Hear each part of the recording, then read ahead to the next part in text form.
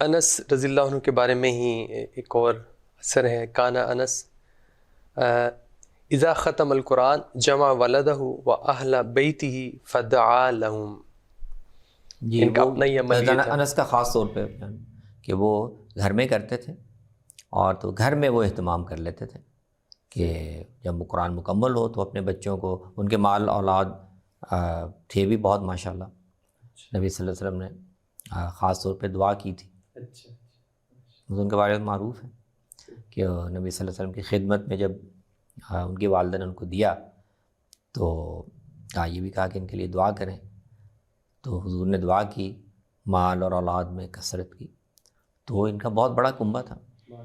میرا خیال ہے کسی آتا ہے کہ ان کی زندگی میں ہی ان کے پوتے، نواسے، نواسیاں، ان کو عمر بھی کافی طویل لمبی ملی. تو 100 سے زیادہ ان کے اچھا پوتے، پوتیاں، نواسے، نواسیاں ان کے ارد گرد.